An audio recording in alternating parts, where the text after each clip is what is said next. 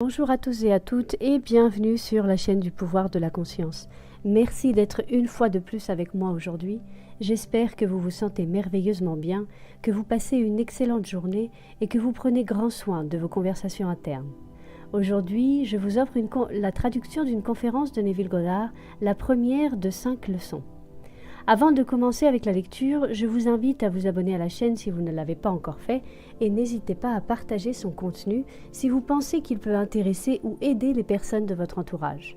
En vous remerciant de votre temps précieux, commençons avec la lecture. Leçon numéro 1. La conscience est la seule réalité. Neville Goddard, 1948. Ce sera un cours très pratique. Par conséquent, j'espère que tout le monde dans cette salle a une image très claire de ce qu'il souhaite, car je suis convaincue que vous pouvez réaliser vos souhaits grâce à la technique que vous recevrez cette semaine avec ces 5 leçons. Pour que vous puissiez tirer profit pleinement de ces instructions, permettez-moi de dire maintenant que la Bible ne fait aucunement référence à des personnes ayant réellement existé ou à des événements qui se sont produits sur Terre. Les anciens narrateurs n'écrivaient pas l'histoire, mais une image allégorique d'une leçon de certains principes fondamentaux qu'ils habillaient avec les vêtements de l'histoire, et ils adaptaient ces histoires à la capacité limitée d'un public plus crédule et moins critique. À travers les siècles, nous avons confondu à tort les personnifications avec des personnes, l'allégorie avec l'histoire, le véhicule qui transmet l'instruction avec l'instruction. Et nous avons confondu le sens brut primaire avec le sens ultime souhaité. La différence entre la forme de la Bible et sa substance est aussi grande que la différence entre un grain de maïs et le germe de la vie à l'intérieur même de ce grain. Tout comme nos organes d'assimilation discriminent entre les aliments pouvant être incorporés dans notre système et ceux qui doivent être rejetés, nos facultés intuitives éveillées découvrent sous l'allégorie et la parabole le germe vital psychologique de la Bible. Et en nous nourrissant de cela, nous rejetons également la forme qui transmet le message. L'argument contre l'historicité de la Bible est trop long. Par conséquent, il n'est pas approprié de l'inclure dans cette interprétation psychologique pratique de ces histoires. Je ne vais donc pas perdre de temps à essayer de vous convaincre que la Bible n'est pas un fait historique. Ce soir, je vais prendre 4 histoires et vous montrer ce que les anciens narrateurs ont tenté de nous faire voir dans ces histoires. Les anciens enseignants attribuaient des vérités psychologiques aux allégories phalliques et solaires. Ils ne connaissaient pas autant la structure physique de l'homme que les scientifiques modernes, ni ne connaissaient autant les cieux que nos astronomes modernes. Mais ce qu'ils savaient, ils l'utilisaient judicieusement et construisaient des trames phalliques et solaires auxquelles ils rattachaient les grandes vérités psychologiques qu'ils avaient découvertes. Dans l'Ancien Testament, vous trouverez beaucoup de références à l'adoration phallique. Comme ce n'est pas utile, je ne vais pas m'y attarder. Je vais seulement vous montrer comment l'interpréter. Avant d'aborder le premier des drames psychologiques que vous et moi pouvons utiliser de manière pratique, permettez-moi de présenter les 2 noms les plus importants de la Bible. Celui que vous et moi traduisons par Dieu ou Jéhovah, et celui que nous appelons son Fils, que nous connaissons sous le nom de Jésus. Les anciens écrivaient ces noms en utilisant de petits symboles. La vieille langue, appelée la langue hébraïque, n'était pas une langue prononcée par l'homme. Ceux qui la comprenaient comme les mathématiciens comprennent les symboles des mathématiques avancées. Ce n'était pas quelque chose que les gens utilisaient pour communiquer leurs pensées, comme je l'utilise maintenant en anglais. Ils disaient que le nom de Dieu était écrit Jod, He, Vav, He. Je vais prendre ces symboles et les expliquer dans notre langue terrestre de cette manière. La première lettre, Jod, dans le nom de Dieu, est une main ou une graine. Non seulement une main, mais la main du réalisateur. S'il y a un organe chez l'homme qui le distingue et le place à part du reste du monde de la création, c'est sa main. Ce que nous appelons une main chez le singe anthropoïde n'est pas une main. Elle est utilisée uniquement pour porter de la nourriture à la bouche ou pour se balancer de branche en branche. La main de l'homme donne forme, elle modèle. Vous ne pouvez vraiment pas vous exprimer sans la main. C'est la main du constructeur, la main du réalisateur. Elle guide, elle modèle et elle construit à l'intérieur de votre monde. Les anciens narrateurs ont appelé la première lettre Jod, la main ou la graine, absolue à partir de laquelle toute création émergera. Pour la deuxième lettre, He, ils ont donné le symbole d'une fenêtre. Une fenêtre est un œil. La fenêtre est à la maison ce que l'œil est au corps. La troisième lettre, Vau, ils l'ont appelée un clou. Un clou est utilisé pour joindre des choses. La conjonction « et » en langue hébraïque n'est rien d'autre que la troisième lettre, ou la Vau. Si je veux dire l'homme et la femme, je mets la Vau au milieu, en les reliant. La quatrième et la dernière lettre, He, est une autre fenêtre ou un autre œil. Dans notre langage moderne, de la Terre, vous pouvez oublier les yeux et les fenêtres et le regarder de cette manière. Vous êtes assis ici maintenant. Cette première lettre, Jod, c'est votre conscience de « je suis ».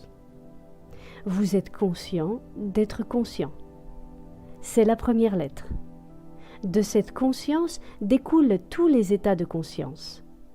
La deuxième lettre, He, appelée un œil, c'est votre imagination, votre capacité à percevoir. Vous imaginez ou percevez quelque chose qui semble être différent de vous. Comme si vous étiez perdu dans un rêve et que vous contempliez les états mentaux d'une manière détachée, faisant du penseur et de ses pensées des entités séparées. La troisième lettre, la Vau, c'est votre capacité à ressentir que vous êtes ce que vous désirez être. Lorsque vous ressentez cela, vous devenez conscient de l'être. Marchez comme si vous étiez ce que vous voulez être. C'est mettre votre désir hors du monde imaginaire et y mettre la Vau. Vous avez donc accompli le drame de la création. Je suis conscient de quelque chose. Ensuite, je deviens conscient d'être effectivement cette chose dont j'étais conscient. La quatrième et dernière lettre dans le nom de Dieu est une autre He, un autre œil, qui signifie le monde objectif visible qui témoigne constamment de ce dont je suis conscient. Vous ne faites rien au monde objectif. Il s'ajuste toujours en harmonie avec ce dont vous êtes conscient. On vous a dit que c'est le nom par lequel toutes les choses sont faites et qu'il n'y a rien qui ne soit fait sans lui. Le nom est simplement ce que vous avez maintenant, pendant que vous êtes assis ici. Vous êtes conscient d'être, n'est-ce pas? Vous l'êtes certainement. Vous êtes aussi conscient de quelque chose qui n'est pas vous, la salle, les meubles, les gens.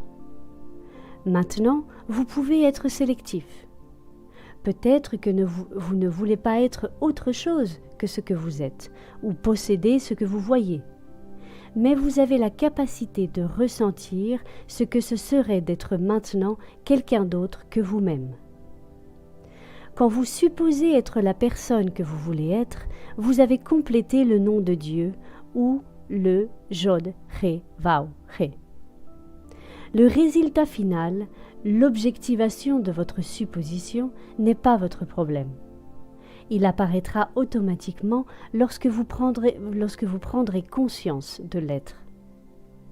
Maintenant, passons au nom du Fils, car il donne au Fils la domination sur le monde. Vous êtes ce Fils, vous êtes le grand Josué, ou Jésus, de la Bible. Vous savez que le nom Josué, ou Jéhoshua, a été anglicisé en Jésus. Le nom du Fils est presque comme le nom du Père. Les 3 lettres du nom du Père sont les 3 premières lettres du nom du Fils, Jod, He, Vav. Puis on ajoute Shin et Ayin. Donc le nom du Fils se lit Jod, He, Vav, Shin, Ayin. Vous avez entendu que les 3 premières sont Jod, He, Vav. Jod signifie que vous êtes conscient, He signifie que vous êtes conscient de quelque chose, et Vav signifie que vous devenez conscient d'être cette chose dont vous êtes conscient. Vous avez le pouvoir parce que vous avez la capacité de concevoir et de devenir ce que vous concevez. C'est le pouvoir de la création. Mais pourquoi y a-t-il un Shin dans le nom du Fils ? En raison de l'infinie miséricorde de notre Père. Bien que le Père et le Fils ne fassent qu'un. Mais lorsque le Père devient conscient d'être homme, il insère la condition appelée homme qu'il ne s'est pas donnée à lui-même. Il met un Shin pour cela. Un Shin est symbolisé par une dent. Une dent est ce qui consume, ce qui dévore. Je dois avoir en moi le pouvoir de consommer ce que je n'aime pas maintenant. Moi, dans mon ignorance, j'engendre certaines choses que je n'aime pas maintenant et que je voudrais laisser derrière moi. Si je n'avais pas en moi les flammes qui les consument, je serais condamné à vivre éternellement dans un monde avec toutes mes erreurs. Mais il y a un Shin, ou une flamme, dans le nom du Fils, qui permet au Fils de se détacher des états qu'il a précédemment exprimés dans le monde. L'homme est incapable de voir autre chose que le contenu de sa propre conscience. Si maintenant, dans la conscience, je me détache de cette pièce en dirigeant mon attention à l'extérieur, alors je ne suis plus conscient de lui. Il y a quelque chose en moi qui le dévore. Il ne peut vivre dans mon monde objectif que si je le maintiens en vie dans ma conscience. C'est le Shin, ou la dent, dans le nom du Fils qui lui donne le pouvoir absolu. Pourquoi cela ne pourrait-il pas avoir été au nom du Père ? Pour cette simple raison, rien ne peut cesser d'être dans le Père. Même les choses désagréables ne peuvent pas cesser d'être. Si je leur donne une fois expression, elles restent toujours et pour toujours enfermées dans le moi dimensionnellement plus grand qui est le Père. Mais je ne voudrais pas maintenir en vie dans mon monde toutes mes erreurs. Donc, moi, dans ma miséricorde infinie, je me donne à moi-même, quand je deviens un homme, le pouvoir de me détacher de ces choses que j'ai, dans mon ignorance, engendrées dans mon monde. Ce sont les 2 noms qui vous donnent le pouvoir. Vous avez le pouvoir si, lorsque vous marchez sur la terre, vous savez que votre conscience est Dieu, la seule et unique réalité. Vous devenez conscient de quelque chose que vous aimeriez exprimer ou posséder. Vous avez la capacité de sentir que vous êtes et vous possédez ce qui n'était qu'un instant auparavant imaginaire. Le résultat final, l'incarnation de votre assomption, est complètement en dehors des attributs d'un esprit tridimensionnel. Il vient à la vie d'une manière que personne ne connaît. Si ces 2 noms sont clairs dans l'œil de votre esprit, vous verrez qu'ils sont vos noms éternels. Tandis que vous êtes assis ici, vous êtes Jod, He, Vav, He. Vous êtes le Jod, He, Vav, Shin, Ayin. Les histoires de la Bible traitent exclusivement du pouvoir de l'imagination. Elles sont en réalité des dramatisations de la technique de la prière, car la prière est le secret pour changer l'avenir.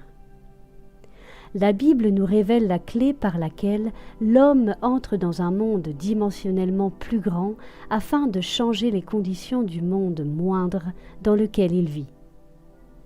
Une prière exaucée implique que quelque chose est fait en conséquence de la prière, ce qui n'aurait pas été fait autrement. Par conséquent, l'homme est la source de l'action, le maître de l'esprit et celui qui exauce la prière. Les histoires de la Bible représentent un puissant défi à la capacité de réflexion de l'homme. La vérité sous-jacente, qu'elles sont des drames psychologiques et non des faits historiques, exige d'être réitérée, car c'est la seule justification des histoires. Avec un peu d'imagination, nous pouvons facilement discerner le sens psychologique dans toutes les histoires de la Bible. Dieu nous dit « Faisons l'homme à notre image, selon notre ressemblance, qu'il domine sur les poissons de la mer, sur les oiseaux du ciel, sur le bétail, sur toute la terre et sur tous les reptiles qui rampent sur la terre.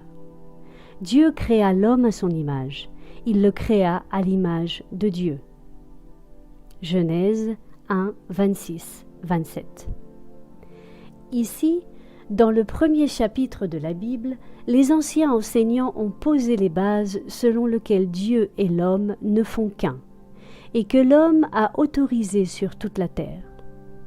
Si Dieu et l'homme ne font qu'un, alors Dieu ne peut jamais être trop loin ni trop près, car la proximité implique la séparation. La question se pose, qu'est-ce que Dieu ? Dieu est la conscience de l'homme, sa conscience, son « je suis ». Le drame de la vie est psychologique, dans lequel nous faisons advenir les circonstances pour nos attitudes et non par nos actes. La pierre angulaire sur laquelle tout repose est le concept de soi de l'homme.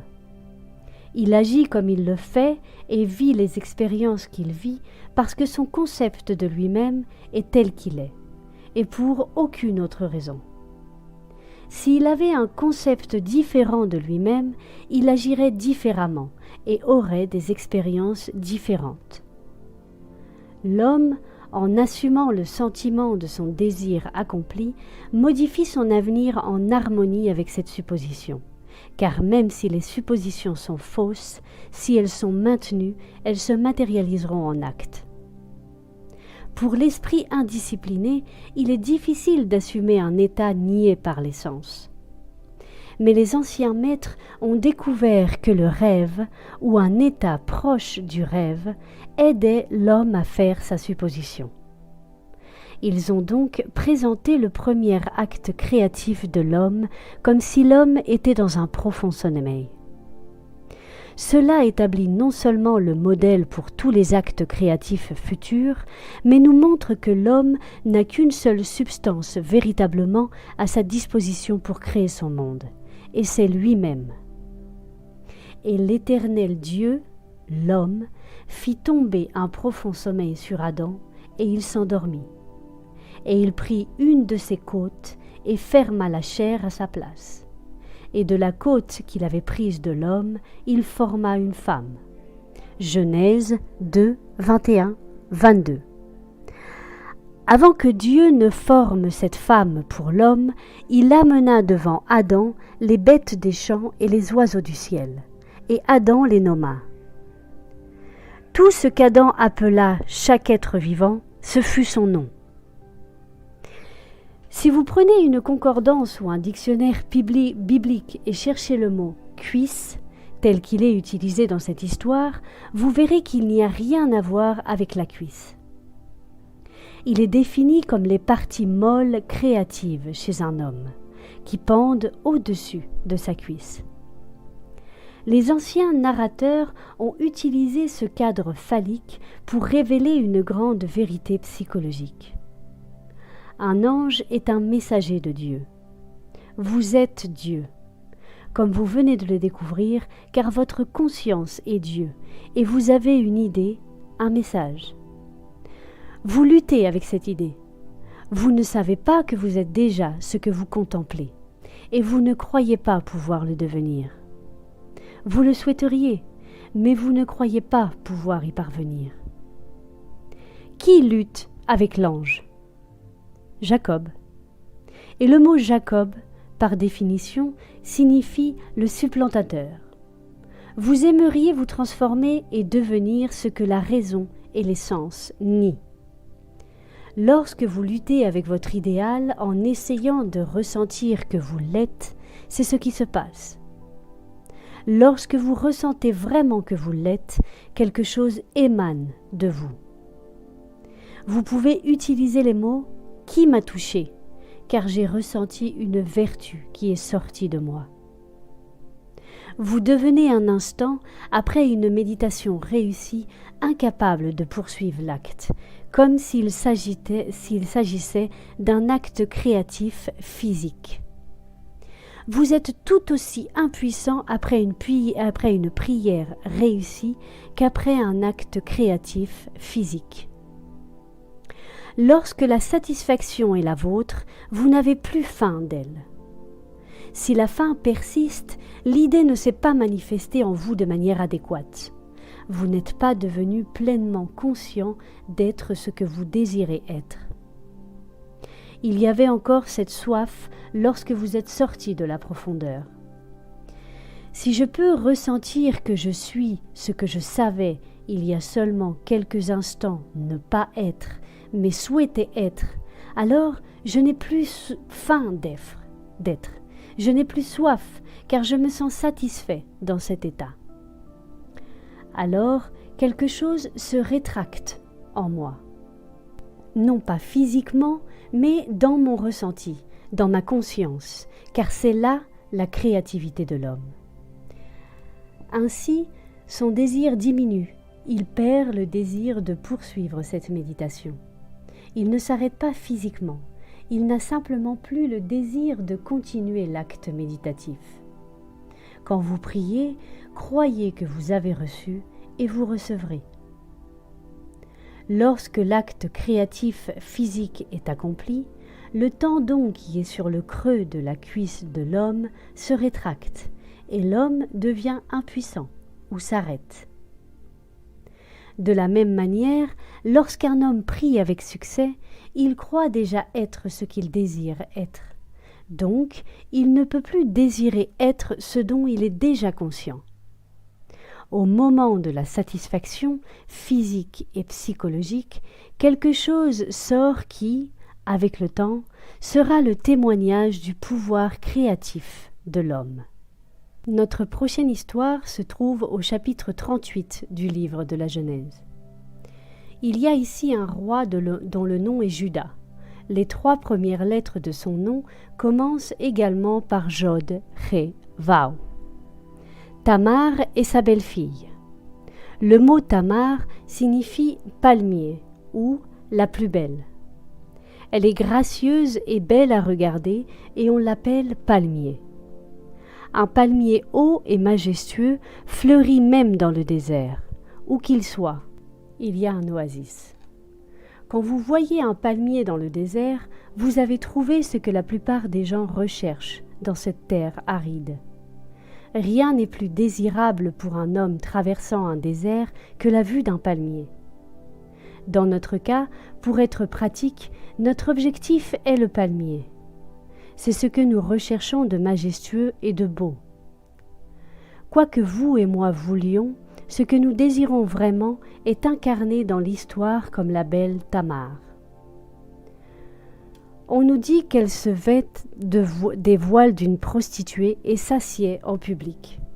Son beau-père, le roi Juda, vient vers elle. Et il est tellement amoureux de cette femme voilée qu'il lui offre un chevreau pour avoir des relations avec elle.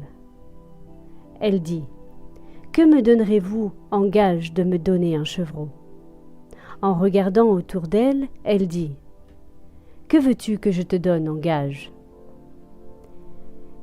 Elle répondit : « Donne-moi ton anneau, donne-moi tes bracelets et donne-moi ton bâton. » Après quoi, elle prit de sa main l'anneau et le bracelet et les lui donna ainsi que son sceptre. Et il entra en elle et la connut, et elle conçut de lui un fils. Voilà l'histoire. Maintenant, l'interprétation. L'homme a un don à offrir qui est vraiment le sien, et c'est lui-même. Il n'a pas d'autre don. Comme on lui a dit dans le tout premier acte créatif d'Adam en engendrant la femme à partir de lui-même. il n'y avait aucune autre substance dans le monde que lui-même, avec laquelle il aurait pu façonner l'objet de son désir. De la même manière, Judas n'avait qu'un seul don à offrir qui soit vraiment le sien, lui-même, comme le symbolisaient l'anneau, les bracelets et le sceptre, car ce sont les symboles de sa royauté. L'homme offre ce qui n'est pas lui-même, mais la vie exige qu'il donne ce qui le représente de manière unique. Donne-moi ton anneau, donne-moi tes bracelets, donne-moi ton sceptre. Ceux-ci font le roi. Lorsqu'il les donne, il se donne à lui-même. Vous êtes le grand roi Judas. Avant de pouvoir connaître votre Tamar et la faire concevoir à votre image dans le monde, vous devez entrer en elle et vous devez vous donner vous-même. Supposons que je veuille la sécurité. Je ne peux pas l'obtenir en connaissant des gens qui l'ont. Je ne peux pas l'obtenir en manipulant des ficelles. Je dois devenir conscient d'être en sécurité. Disons que je veux être en bonne santé. Les pilules ne le feront pas. Le régime alimentaire ou le climat ne le feront pas. Je dois devenir conscient d'être en bonne santé en assumant la sensation d'être en bonne santé. Peut-être que je veux être élevé dans ce monde. Simplement en regardant les rois et les présidents et les nobles et en vivant à leur reflet ne me rendra pas noble. Je dois devenir conscient d'être noble et digne et marcher comme si j'étais ce que je veux être maintenant. Quand je marche dans cette lumière, je me donne moi-même à l'image qui habitait mon esprit et avec le temps, elle me donne un enfant, ce qui signifie que je vise un monde en harmonie avec ce dont je suis conscient d'être. Vous êtes le roi Judas et vous êtes aussi Tamar. Quand vous devenez conscient d'être ce que vous voulez être, vous êtes Tamar. Alors, vous cristallisez votre désir dans le monde qui vous entoure.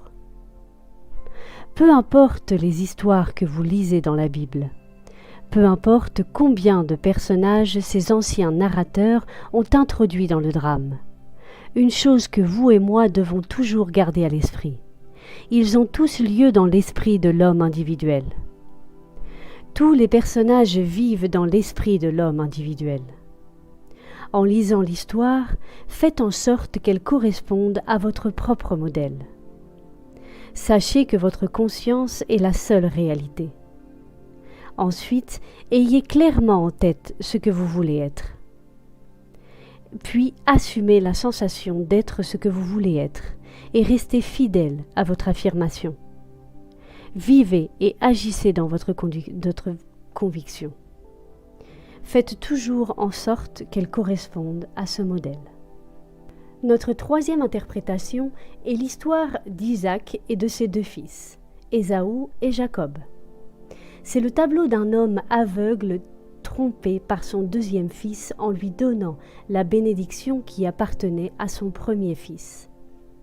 L'histoire souligne que la tromperie a été réalisée à travers le sens du toucher. Alors Isaac dit à Jacob : « Approche, je te prie, que je puisse te toucher, mon fils, pour savoir si tu es vraiment Ésaü, mon fils aîné, ou pas. » Et Jacob s'approcha d'Isaac, son père, et il le toucha. Et il arriva, dès qu'Isaac eut fini de bénir Jacob, et à peine Jacob fut-il sorti de la présence d'Isaac, son père, qu'Ésaü, son frère, revient de la chasse. Genèse 27, 21, 30. Cette histoire peut être utile si vous la réinterprétez maintenant. Encore une fois, garde à l'esprit que tous les personnages de la Bible sont des personnifications d'idées abstraites et doivent être réalisées en l'homme individuel. Vous êtes le père aveugle et les deux fils. Isaac est vieux et aveugle, et sentant la proximité de la mort, il appelle son premier fils, Ésaü, un jeune homme velu et robuste, et l'envoie dans la forêt pour rapporter un chevreuil. Le deuxième fils, Jacob, un jeune homme à la peau douce, entendit par hasard la demande de son père. Désirant l'aînesse de son frère, Jacob, le fils à la peau douce, sacrifia un chevreau du troupeau de son père et le dépouilla. Ensuite, vêtu de la peau velue du chevreau qu'il avait sacrifié, il vint avec ruse et trompa son père en lui faisant croire qu'il était Ésaü. Le père dit : « Approche de moi, mon fils, que je puisse te toucher. Je ne peux pas voir, mais viens que je puisse te sentir. » Remarquez l'accent mis sur le sentiment de cette histoire. Il s'approcha et le père lui dit : « La voix est la voix de Jacob, mais les mains sont les mains d'Ésaü. » Et sentant cette rugosité, la réalité du fils Ésaü, il prononça la bénédiction et la donna à Jacob. On vous dit dans l'histoire que lorsque Isaac prononça la bénédiction et que Jacob venait à peine de quitter sa présence, son frère Ésaü revint de sa chasse. Ce verset est important. Ne vous sentez pas mal à l'aise dans notre approche pratique de cela, car tandis que vous êtes assis ici, vous êtes aussi Isaac. Cette pièce dans laquelle vous êtes assis est votre Ésaü actuel. C'est le monde rugueux ou sensé que vous connaissez, connu en raison de vos organes corporels. Tous vos sens témoignent du fait que vous êtes ici, dans cette pièce. Tout vous dit que vous êtes ici, mais peut-être ne voulez-vous pas être ici. Vous pouvez appliquer cela à n'importe quel objectif. La pièce dans laquelle vous vous trouvez à n'importe quel moment, l'environnement dans lequel vous êtes, c'est votre monde rugueux ou sensé connu, ou le fils personnifié dans l'histoire comme Ésaü. Ce que vous aimeriez, au lieu de ce que vous avez ou de ce que vous êtes, c'est votre état à la peau douce, ou Jacob, le suppléant. Ne renvoyez pas dans votre monde visible à la chasse comme le font tant de gens, en le niant. En disant qu'il n'existe pas, vous le rendez encore plus réel. Au lieu de cela, détournez simplement votre attention de la région de la sensation qui est en ce moment la pièce qui vous entoure, et concentrez votre attention sur ce que vous voulez mettre à sa place, sur ce que vous voulez rendre réel. En vous concentrant sur votre objectif, le secret est de l'amener ici. Vous devez faire en sorte que cet autre endroit soit ici. Et ensuite, maintenant, imaginez que votre objectif est si proche que vous pouvez le sentir. Supposons qu'en ce moment même, je veuille un piano, ici, dans cette pièce. Le voir dans l'œil de mon esprit existant ailleurs ne le fait pas apparaître. Mais le visualiser dans cette pièce comme s'il était ici, mettre ma main mentale sur le piano et le sentir solidement réel, c'est prendre cet état subjectif personnifié comme mon deuxième fils Jacob et le rapprocher suffisamment pour le sentir. Isaac est appelé un homme aveugle. Vous êtes aveugle parce que vous ne voyez pas votre objectif avec vos organes corporels. Vous ne pouvez pas le voir avec vos sens objectifs. Vous le percevez seulement avec l'esprit. Mais vous le rapprochez suffisamment pour pouvoir le sentir comme s'il était solidement réel maintenant. Lorsque cela est fait et que vous perdez dans votre réalité et que vous le ressentez comme réel, ouvrez les yeux. Qu'advient-il lorsque vous ouvrez les yeux ? La pièce que vous aviez laissée de côté il y a un instant revient de la chasse. Dès que vous avez donné la bénédiction, le sentiment que l'état imaginaire est réel, le monde objectif, qui semblait être irréel, revient. Cela ne vous est pas dit en mots comme Ésaü le fait, mais la pièce elle-même qui vous entoure vous dit par sa présence que vous vous êtes auto-trompé. On vous dit que lorsque vous vous perdez dans la contemplation, en sentant que vous êtes maintenant ce que vous voulez être, en ressentant que vous possédez maintenant ce que vous voulez posséder, vous vous bernez simplement. Regardez cette pièce. Cela nie que vous soyez ailleurs. Si vous connaissez la loi, vous dites maintenant. Même si ton frère est venu avec ruse et m'a trompé et a pris ton droit d'aînesse, je t'ai donné ma bénédiction et je ne peux pas la retirer. En d'autres termes, vous restez fidèle à cette réalité subjective et vous ne lui retirez pas l'aînesse. Vous lui donnez l'aînesse et cela deviendra objectif dans votre monde. Il n'y a pas de place dans cet espace limité pour que deux choses occupent le même espace en même temps. En rendant le subjectif réel, il renaît au sein de votre monde. Prenez l'idée que vous voulez incarner et assumez que vous l'êtes déjà. Perdez-vous en ressentant que cette assomption est solidement réelle. Lorsque vous donnez cette sensation de réalité, vous avez accordé la bénédiction qui appartient au monde objectif. Et vous n'avez pas besoin d'aider davantage à sa naissance que vous n'avez besoin d'aider à la naissance d'un enfant ou d'une graine que vous plantez dans la terre. La graine que vous plantez grandit sans l'aide de personne, car elle contient en elle tout le pouvoir et tous les plans nécessaires à son auto-expression. Vous pouvez ce soir représenter le drame de la bénédiction d'Isaac à son deuxième fils et voir ce qui se passe dans son futur proche dans votre monde. Votre environnement actuel s'efface, toutes les circonstances de la vie changent et laissent place à l'arrivée de ce à quoi vous avez donné la vie. Lorsque vous marchez en sachant que vous êtes ce que vous voulez être, vous objectivez sans l'aide de quelqu'un d'autre. La quatrième histoire pour ce soir a été extraite du dernier des livres attribués à Moïse. Si vous avez besoin de preuves que Moïse ne l'a pas écrit, lisez attentivement l'histoire. Elle se trouve dans le chapitre 34 du Deutéronome. Demandez à n'importe quel prêtre ou rabbin qui est l'auteur de ce livre, et ils vous diront que Moïse l'a écrit. Dans le chapitre 34 du Deutéronome, vous lirez l'histoire d'un homme qui écrit sa propre nécrologie, c'est-à-dire que Moïse a écrit ce chapitre. Un homme peut s'asseoir et écrire ce qu'il aimerait avoir inscrit sur sa tombe, mais ici, c'est un homme qui a écrit sa propre nécrologie.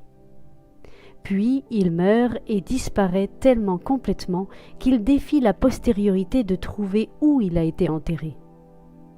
Ainsi, Moïse, le serviteur du Seigneur, mourut là, dans le pays de Moab, selon la parole du Seigneur, et il l'enterra dans une vallée du pays de Moab, en face du Beth-Poër. Mais personne ne connaît ce tombeau jusqu'à aujourd'hui. Moïse avait 120 ans lorsqu'il mourut. Ses yeux ne s'étaient jamais obscurcis, ni sa force naturelle ne s'était affaiblie. Deutéronome 34, 5, 6, 7. Ce soir, vous devez, pas demain, mais ce soir, apprendre la technique d'écrire votre propre nécrologie et de disparaître tellement complètement de ce que vous êtes que personne en ce monde ne puisse vous dire où vous avez enterré l'ancien homme. Si vous êtes maintenant malade et que vous guérissez, et que je vous connais en raison du fait que vous êtes malade, où pouvez-vous pointer et me dire où vous avez enterré le malade? Si vous êtes pauvre et endetté, et que soudainement la richesse vous tombe dessus, où avez-vous enterré le pauvre? Vous effacez tellement la pauvreté que l'œil de votre esprit qu'il n'y a rien dans ce monde où vous puissiez pointer et déclarer « c'est là que je l'ai laissé ». Une transformation complète de la conscience efface toute preuve que quelque chose d'autre que cela n'a jamais existé dans le monde. La plus belle technique pour atteindre l'objectif de l'homme est donnée dans le premier verset du chapitre 34 du Deutéronome. Et je cite « Moïse monta des plaines de Moab à la montagne de Nebo, au sommet de Pisga, qui est en face de Jéricho. Et le Seigneur lui montra tout le pays de Galade jusqu'à Dan. Vous lisez ce verset et vous vous demandez « Et alors ?» Mais prenez une concordance et recherchez les mots. Le premier mot, Moïse, signifie extraire, sauver, lever, aller chercher. En d'autres termes, Moïse est la personnification du pouvoir en l'homme qui peut extraire de l'homme ce qu'il cherche, car tout vient de l'intérieur, pas de l'extérieur. Vous extrayez de l'intérieur de vous ce que vous voulez maintenant exprimer comme quelque chose d'objectif pour vous-même. Vous êtes Moïse sortant des plaines de Moab. Le mot Moab est une contraction de deux mots hébreux, Mem et Ab, ce qui signifie mère, père. Votre conscience est la mère, père. Il n'y a pas d'autre cause dans le monde. Votre je suis, votre conscience, c'est ce Moab, ou père, mère. Vous extrayez toujours quelque chose de lui. Le mot suivant est Nebo. Dans votre concordance, Nebo est défini comme une prophétie. Une prophétie est quelque chose de subjectif. Si je dis « cela sera ainsi et ainsi », c'est une image dans l'esprit. Ce n'est pas encore un fait. Nous devons attendre et vérifier ou refuter cette prophétie. Dans notre langue, Nebo est votre volonté, votre désir. Il est appelé une montagne parce que c'est quelque chose qui semble difficile à gravir et apparemment impossible à réaliser. Une montagne est quelque chose de plus grand que vous, qui s'élève au-dessus de vous. Nebo personnifie ce que vous voulez être par rapport à ce que vous êtes maintenant. Le mot Pisga, par définition, veut dire contempler. Jéricho est une odeur parfumée, et Galad signifie les collines des témoins. Le dernier mot est Dan, le prophète. Maintenant, mettez tout cela ensemble dans un sens pratique et voyez ce que les anciens ont essayé de nous dire. Tant que je suis ici, ayant découvert que ma conscience est Dieu et que je peux, simplement en ressentant que je suis ce que je veux être, me transformer à la ressemblance de ce que j'assume être. Maintenant, je sais que je suis tout ce qui est nécessaire pour escalader cette montagne. Je définis mon objectif. Je ne l'appelle pas Nebo, je l'appelle mon désir. Ce que je veux, c'est mon Nebo. C'est ma grande montagne que je vais escalader. Maintenant, je commence à la contempler, car je monterai au sommet de Pisga. Je dois contempler mon objectif de telle manière que j'ai la réaction qui satisfait. Si je n'ai pas la réaction souhaitée, alors Jéricho ne se manifeste pas, car Jéricho est une odeur agréable. Quand je ressens que je suis ce que je veux être, je ne peux pas réprimer la joie qui vient avec ce sentiment. Je dois toujours contempler mon objectif jusqu'à ce que j'ai le sentiment de satisfaction personnifié comme Jéricho. Alors, je ne fais rien pour le rendre visible dans mon monde. Car les montagnes de Galad, ce que signifient les hommes, les femmes, les enfants, tout le vaste monde autour de moi, viennent témoigner. Ils viennent attester que je suis ce que j'ai assumé être et que je maintiens à l'intérieur de moi. Quand mon monde s'ajuste à mon assomption, la prophétie est accomplie.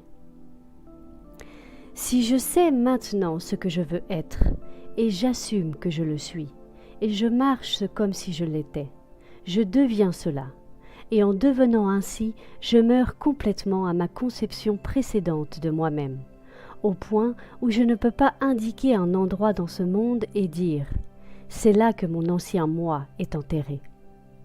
J'ai tellement complètement disparu que je mets au défi la postériorité de trouver où j'ai enterré mon ancien moi. Il doit y avoir quelqu'un dans cette salle qui se transformera tellement dans ce monde que son cercle rapproché d'amis ne le reconnaîtra pas. Pendant 10 ans, j'ai été danseur. J'ai dansé dans des spectacles de Broadway, dans des revues, dans des clubs nocturnes et en Europe. Il y a eu un moment dans ma vie où je pensais que je ne pourrais pas vivre sans certains amis dans mon monde. Nous nous asseyons à une table tous les soirs après le théâtre et nous dînions bien. Je pensais que je ne pourrais jamais vivre sans eux. Maintenant, je confesse que je ne pourrais pas vivre avec eux. Nous n'avons plus rien en commun de nos jours. Quand nous nous rencontrons, nous ne traversons pas la rue de l'autre côté. Mais c'est presque une rencontre froide, parce que nous n'avons rien à nous dire. J'ai tellement disparu de cette vie que quand je rencontre ces gens, ils ne peuvent même pas parler des vieux temps. Mais il y a des gens qui continuent à vivre dans cet état, devenant de plus en plus pauvres. Ils aiment toujours parler des vieux temps. Ils n'ont jamais enterré cet homme. Il est bien vivant dans leur monde. Moïse avait 120 ans, un âge plein et merveilleux comme 120 l'indique. 1 plus 2 plus 0 égale 3, le symbole numérique de l'expression. Je suis pleinement conscient de mon expression. Mes yeux ne se sont pas affaiblis et les fonctions naturelles de mon corps ne se sont pas éteintes. Je suis pleinement conscient de devenir ce que je ne veux pas être. Mais en connaissant cette loi par laquelle un homme se transforme lui-même, j'assume que je suis ce que je veux être et je marche dans l'assomption que cela est accompli.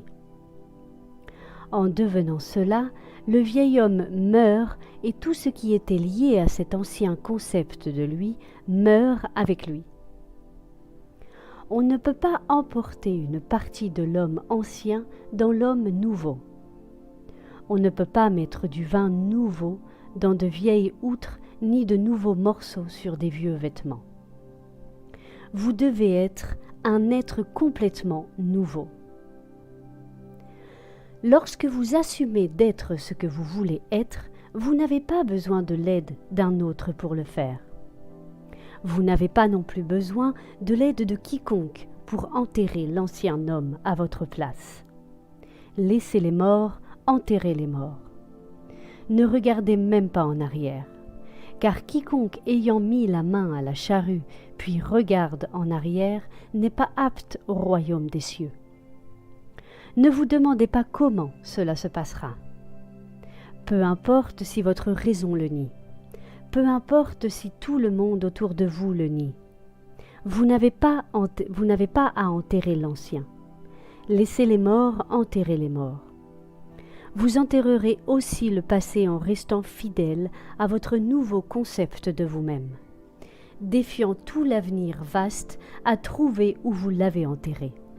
À ce jour, personne en Israël n'a découvert la tombe de Moïse. Ce sont les 4 histoires que je vous ai promises ce soir. Vous devez les appliquer chaque jour de votre vie. Même si la chaise sur laquelle vous êtes assis en ce moment semble dure et peu propice à la méditation, vous pouvez, par l'imagination, en faire la chaise la plus confortable du monde. Permettez-moi maintenant de définir la technique comme je veux que vous l'utilisiez. Je suis convaincue que chacun de vous vient ici ce soir avec une image claire de son désir. Ne dites pas que c'est impossible. Le voulez-vous? Vous n'avez pas à utiliser votre code moral pour le réaliser. Cela est complètement hors de portée de votre code. La conscience est la seule et unique réalité. Par conséquent, nous devons former l'objet de notre désir à partir de notre propre conscience. Les gens ont l'habitude de sous-estimer l'importance des choses simples. Et la suggestion de créer un état proche du sommeil pour vous aider à assumer ce que la raison et vos sens nient est l'une des choses simples que vous pourriez négliger. Cependant, cette formule simple pour changer l'avenir, découverte par les anciens maîtres et donnée dans la Bible, peut être testée par tous. La première étape pour changer l'avenir est le désir. c'est-à-dire définir votre objectif, savoir ce que vous voulez vraiment. Deuxièmement, construisez un événement que vous croyez trouver après l'accomplissement de votre désir. Un événement qui implique la réalisation de votre désir, quelque chose qui aura l'action du moi prédominant. La troisième étape consiste à immobiliser le corps physique et à induire un état proche du sommeil. Ensuite, imaginez-vous mentalement en train d'accomplir l'action proposée tout le temps, ici et maintenant. Vous devez participer à l'action imaginaire, non pas seulement la regarder, mais sentir que vous la réalisez réellement, de sorte que la sensation imaginaire soit réelle pour vous. Il est important de se rappeler toujours que l'action proposée doit être une action qui suit l'accomplissement de votre désir, une action qui implique la réalisation. Par exemple, supposons que vous désirez une promotion au travail. Donc, être félicité serait un événement que vous trouveriez après l'accomplissement de votre désir. Après avoir sélectionné cette action comme celle que vous expérimenterez dans votre imagination pour impliquer une promotion au travail, immobilisez votre corps physique et induisez un état proche du sommeil, un état de somnolence où vous pouvez encore contrôler la direction de vos pensées. Un état où vous êtes attentif, sans effort. Ensuite, visualisez un ami debout devant vous. Placez votre main imaginaire dans la sienne. Sentez-la solide et réelle. Et engagez une conversation imaginaire avec lui en harmonie avec la sensation d'avoir été promu. Ne vous imaginez pas éloigné dans l'espace et dans le temps en train d'être félicité pour votre bonne fortune. Au lieu de cela, faites de cette autre partie, ici et du futur, maintenant. La différence entre se sentir en action ici et maintenant et se visualiser en action comme si vous étiez devant un écran de film en mouvement, c'est la différence entre le succès et l'échec. La différence se manifeste si vous imaginez actuellement en train de monter un escalier. Ensuite, avec les yeux fermés, imaginez qu'un escalier est juste devant vous et ressentez effectivement que vous êtes en train de le monter. L'expérience m'a appris à limiter l'action imaginaire impliquant la réalisation du désir, à condenser l'idée en un seul acte et à le représenter encore et encore, jusqu'à ce qu'elle ait la sensation de réalité. Sinon, votre attention errera le long d'une traînée d'associations, et des légions d'images associées se présenteront à votre attention, vous emmenant en quelques secondes à des centaines de kilomètres de votre objectif en termes d'espace et d'années en termes de temps. Si vous décidez de monter une échelle en particulier, car c'est l'événement probable qui suit l'accomplissement de votre désir, alors vous devez limiter l'action à monter cette échelle particulière. Si votre attention s'écarte, ramenez-la à sa tâche de monter cet escalier et continuez à le faire jusqu'à ce que l'action imaginaire ait toute la solidité et la netteté de la réalité. L'idée doit être maintenue dans l'esprit sans aucun effort sensible de votre part. Vous devez, avec un minimum d'effort, imprégner l'esprit de la sensation du désir accompli. La somnolence facilite le changement car elle favorise l'attention sans effort. Mais elle ne doit pas être poussée à l'état de sommeil où vous n'êtes plus capable de contrôler vos mouvements d'attention, mais à un degré modéré de somnolence où vous êtes encore capable de diriger vos pensées.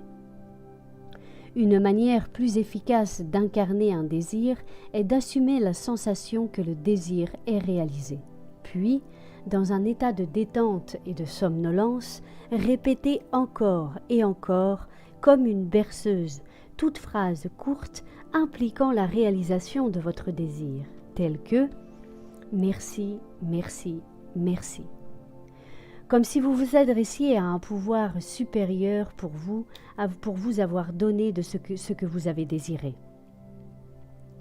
Je sais qu'à la fin de cette classe de vendredi, beaucoup d'entre vous seront en mesure de me dire que vous avez atteint vos objectifs. Il y a 2 semaines, j'ai quitté l'estrade et je suis allée à la porte pour serrer la main de l'audience. Je suis sûre de moi en disant qu'au moins 35 sur 135 de la classe m'ont dit que ce qu'ils désiraient quand ils ont rejoint cette classe avait déjà été réalisé. Cela s'est produit il y a à peine 2 semaines. Je n'ai rien fait pour que cela arrive, sauf leur donner cette technique de prière. Vous n'avez rien à faire pour que cela arrive, sauf appliquer cette technique de prière. Les yeux fermés et votre corps physique immobilisé, induisez un état similaire au sommeil et agissez comme si vous étiez un acteur jouant un rôle. Expérimentez mentalement ce que vous ressentiriez dans la chair si vous aviez maintenant atteint votre objectif. Faites que l'autre partie soit ici, puis maintenant. Et le plus grand vous, en adoptant une perspective plus large, utilisera tous les moyens qui tendent à la réalisation de ce que vous avez assumé. Vous êtes libéré de toute responsabilité pour que cela se produise, car lorsque vous imaginez et ressentez que c'est ainsi, votre moi dimensionnellement plus grand détermine les moyens. Ne pensez pas un instant que quelqu'un sera blessé pour que cela se produise, ou que quelqu'un sera trompé. De toute façon, ce n'est pas votre problème. Je dois absolument vous faire comprendre cela. Trop d'entre nous, éduqués dans différents domaines de la vie, se préoccupent tellement des autres. Ils demandent « Si j'obtiens ce que je veux, est-ce que cela ne causera pas de tort à quelqu'un d'autre ?» Il existe des voies que vous ne connaissez pas, alors ne vous inquiétez pas. Fermez les yeux maintenant, car nous allons rester en silence pendant un certain temps. Bientôt, vous serez tellement absorbé dans la contemplation, en ressentant que vous êtes ce que vous voulez être, que vous serez totalement inconscient du fait que vous êtes dans cette pièce avec les autres. Vous serez choqué en ouvrant les yeux et en découvrant que nous sommes ici. Ce doit être un choc lorsque vous ouvrirez les yeux et découvrirez que vous n'êtes réellement pas ce que vous sentiez être un instant plus tôt, ou ce que vous aviez. Maintenant, nous allons plonger dans la profondeur. Je n'ai pas besoin de vous rappeler que vous êtes maintenant ce que vous avez assumé être. Ne discutez avec quiconque, pas même avec vous-même. Vous ne pouvez pas avoir de pensée sur le comment lorsque vous savez déjà que vous êtes. Votre raisonnement tridimensionnel, qui est en fait très limité, ne doit pas intervenir dans ce drame. Il ne le connaît pas. Ce que vous venez de ressentir comme vrai est vrai. Que personne ne vous dise que vous ne devriez pas l'avoir. Ce que vous ressentez que vous avez, vous l'aurez. Et je vous promets que, une fois votre objectif atteint, et en y réfléchissant, vous devrez admettre que votre esprit rationnel conscient n'aurait jamais pu concevoir le chemin. Vous êtes et vous avez ce que vous avez pris en ce moment même. Ne le discutez pas. Ne cherchez pas de confirmation chez quelqu'un d'autre, car cela pourrait ne pas venir. C'est venu, c'est déjà fait. Abordez les affaires de votre Père en faisant tout normalement et laissez ces choses se produire dans votre monde.